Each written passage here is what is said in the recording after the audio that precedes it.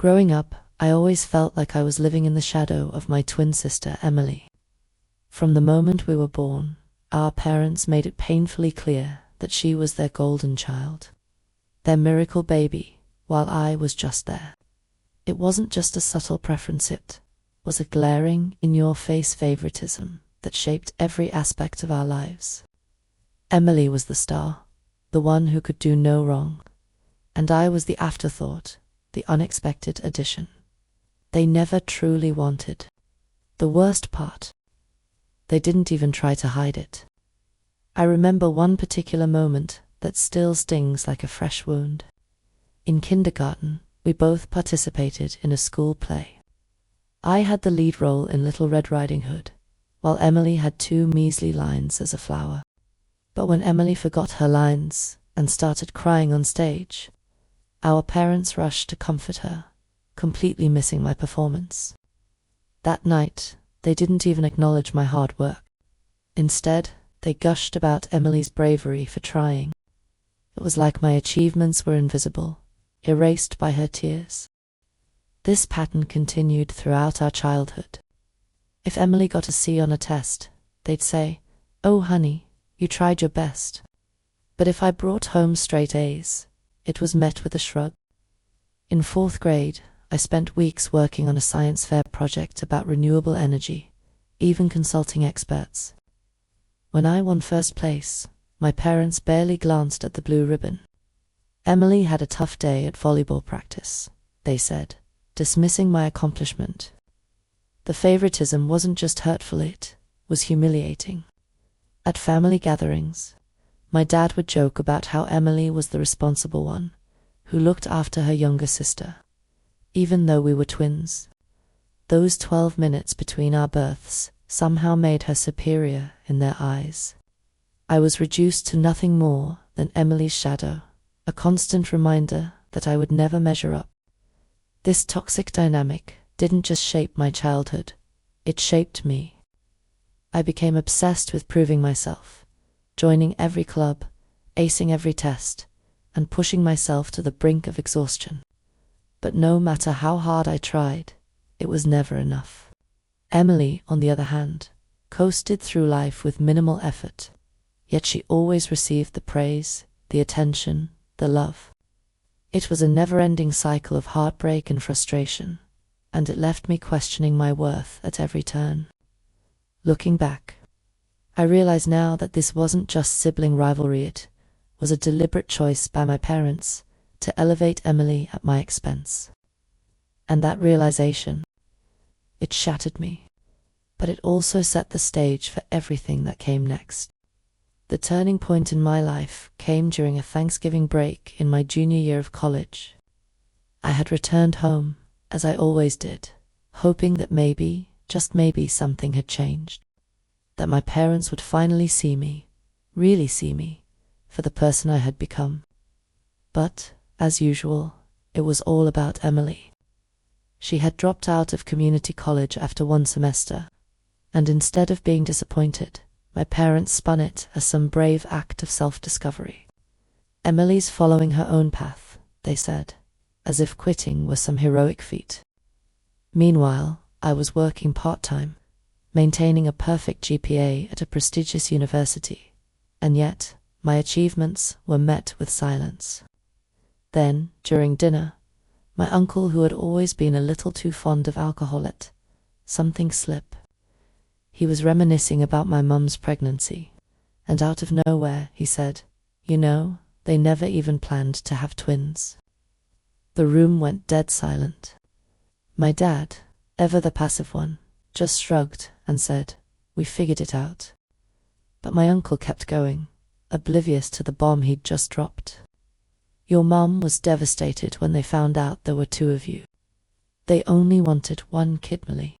You were unexpected." I felt like the floor had been ripped out from under me. All those years of wondering why I was never good enough, why my accomplishments were ignored, why Emily was always the center of their universe, it all made sense. I wasn't just the lesser twin, I was the unwanted twin, the afterthought, the mistake. That night, I lay in my childhood bed, staring at the ceiling, feeling a mix of rage and heartbreak. How could they do this to me? How could they make me feel like I was competing for their love when, in their eyes, I was never even supposed to exist? It was like a dam had burst inside me, and all the pain I'd been holding back came flooding out. From that moment on, something in me shifted. I stopped trying to win their approval. I stopped chasing after their love. Instead, I poured everything into building my own life, a life where I didn't need their validation to feel worthy. It was the first step toward reclaiming my identity, but it was also the moment I realized that the family I'd been fighting for all along was never really mine to begin with. The final straw came when I discovered the ultimate betrayal my parents had stolen from me. Not just my childhood, not just my sense of self-worth, but something tangible. My inheritance. Our grandmother, the only person who had ever treated Emily and me equally, had left us both a substantial wedding fund. She had specifically told me, in private, that she wanted to make sure I had something of my own, knowing how unfairly I'd been treated. But my parents, in their infinite favoritism, decided to use my share to fund Emily's extravagant wedding. I found out months after the fact, during another family gathering where my uncle, once again fueled by alcohol, let it slip. "Oh, didn't you know?" he said, laughing as if it was some harmless joke. "Your parents used your wedding fund for Emily's big day. You know, since she's the one actually getting married." I stood there, frozen, as the room spun around me. My parents didn't even have the decency to look ashamed. My mum waved her hand dismissively. "We were going to tell you eventually," she said, as if that made it okay. My dad chimed in with, "Emily needed it more. You're so focused on your career you probably won't even want a big wedding." It was like a knife to the heart. They had taken something that was rightfully mine, something my grandmother had intended as a lifeline for me, and handed it over to Emily without a second thought. And the worst part, they didn't even see anything wrong with it. To them, Emily's happiness was always worth more than mine. That night, I sat alone in my apartment, staring at my laptop screen. For years, I had tried to be the bigger person, to forgive and forget, to prove myself worthy of their love. But this was unforgivable. With trembling hands, I typed out an email to my parents. I told them everything, how I knew about the wedding fund, how their favoritism had destroyed me, and how I was done trying to win their approval. "Do not contact me again," I wrote, "unless it's to repay what you stole from me." When I hit send, I felt a weight lift off my shoulders. For the first time in my life, I was choosing myself over them. I blocked their numbers, deleted them from social media, and cut all ties. It wasn't just about the money, it was about reclaiming my dignity, my self-respect, and my future. I was done being Emily's shadow. I was done being their fallback plan. This was my life, and I was finally taking control. After cutting ties with my family, I threw myself into my career with a ferocity I didn't even know I had. It was as if all the years of being overlooked, dismissed, and undervalued had fueled a fire inside me, a fire that burned brighter with every accomplishment. I had spent my entire life trying to prove myself to people who would never appreciate me, and now, for the first time, I was doing it for me. I landed a job at a promising tech startup as a software engineer, and I worked tirelessly, often pulling all-nighters to meet deadlines and exceed expectations. While Emily was busy planning her lavish wedding, funded by my inheritance, I was building a future that no one could take away from me. Within 3 years, I was promoted to senior developer, and when the company went public, my stock options skyrocketed in value. The irony wasn't lost on me. My financial success now far surpassed Emily's entire wedding budget, not to mention her wealthy husband's annual income. But it wasn't just about the money. It was about proving to myself that I was enough, that I didn't need my family's approval to succeed. I bought my own home in a prime part of the city, filled it with art and furniture that reflected my taste, and surrounded myself with friends who genuinely cared about me. For the first time in my life, I felt like I belonged somewhere. Meanwhile, Emily's life seemed to revolve around her new role as a trophy wife. She flaunted her designer bags and suburban mansion on social media. But I knew the truth: she had never worked for anything in her life. Everything had been handed to her, from my inheritance to her husband's wealth. And while she played the part of the perfect daughter, I was out there, building something real. The contrast between us couldn't have been starker. Emily was living off someone else's success, while I had earned every bit of mine through sheer determination and hard work. And the best part, I didn't need my family's validation to feel proud of what I'd accomplished. For the first time, I was living for myself, and it felt like freedom. 2 years after cutting off my family, my phone buzzed relentlessly during a team meeting. It was my uncle again. I almost ignored it, but something about the urgency of his calls made me answer. His voice was shaky, a stark contrast to his usual carefree tone. "Your parents were in a bad accident," he said, and my stomach dropped. "A truck ran a red light. Your dad's in critical condition, and your mum has multiple fractures. They've been in the hospital for days." Days? They had been lying in hospital beds for days, and no one had thought to tell me until now. My uncle tried to soften the blow, saying they wanted him to break the news gently, but I knew better. This wasn't about reconnecting or making amends, it was about money. Their insurance had lapsed months ago due to their poor financial decisions, and the medical bills were piling up. "They need help," my uncle said, his voice heavy with guilt. "Emily's refusing to contribute. She says she can't ask her husband for money so soon after their honeymoon." Of course she was. Emily, the golden child, the one who had always taken and never given, was too busy playing house with her wealthy husband to care about the parents who had sacrificed everything for her. The irony was almost laughable. She had no problem taking my inheritance for her wedding, but when it came to helping our parents in their time of need, she suddenly had obligations. I sat in my office, staring out at the city skyline, my mind racing. I had the means to help them, my stock options had vested, and I had more than enough savings to cover their medical expenses. But did I want to?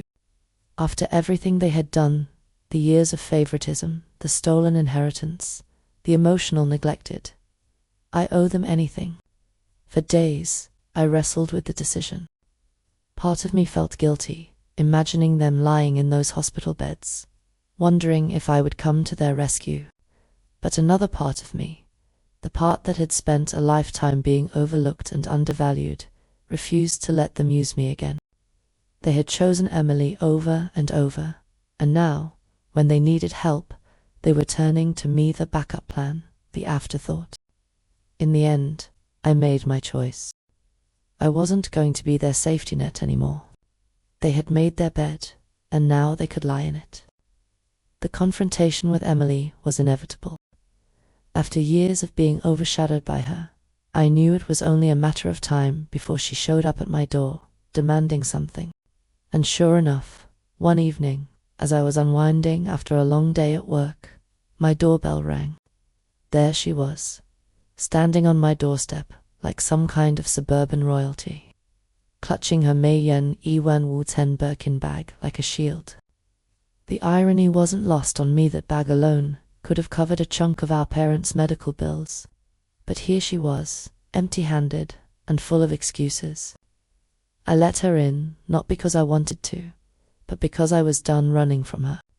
She swept into my apartment, her eyes scanning every detail, the original artwork on the walls, the floor-to-ceiling windows, the sleek, modern furniture. I could see her mentally comparing it to her McMansion, trying to find flaws. "Nice place," she said, her tone dripping with condescension. Very cozy. I didn't waste time. "Why are you here, Emily?" I asked, my voice calm but firm. She turned to me, her perfect facade starting to crack. "Mum and Dad are getting worse," she said, her voice trembling. "The hospital is threatening to stop treatment unless they can pay. They're talking about selling the house." I arched an eyebrow. "And that's my problem because—" She hesitated, then blurted out, "Because you can help them. I know your company went public. I checked your stock prices. You have the money." I couldn't help but laugh, a sharp, bitter sound that echoed through the room. "Oh, so you've been keeping tabs on me. How interesting. Did you do this much research before stealing my inheritance for your wedding? Or before refusing to help them yourself?" Her face flushed, that same telltale red eye remembered from childhood. "That's different," she stammered. "I have a new family now. I have responsibilities.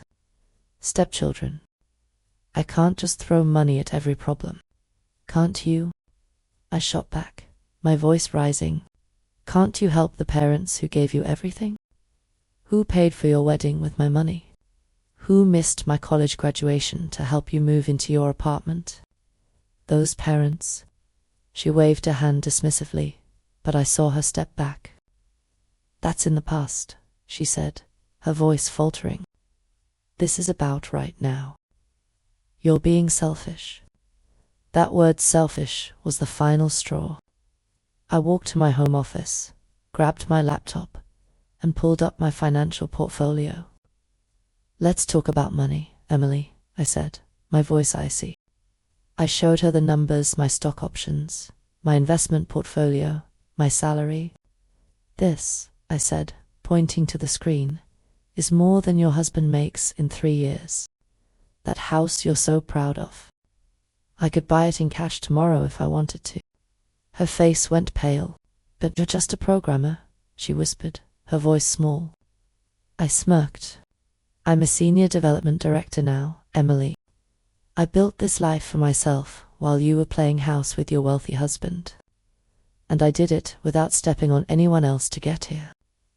I closed my laptop with a decisive click. "I could help them," I said, leaning in. "But I won't.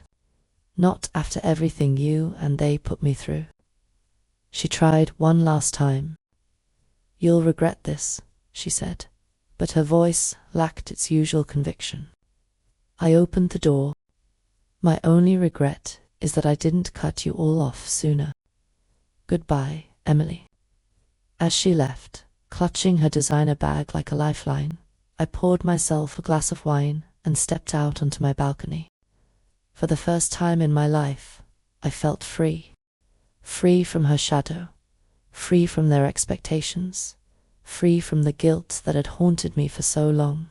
This was my life, and I was finally living it on my own terms. The final chapter of my family saga came with a clarity I hadn't felt in years. After Emily's dramatic visit and my refusal to bail out our parents, the floodgates opened. My phone blew up with notifications, texts, calls, and emails from relatives I hadn't heard from in years.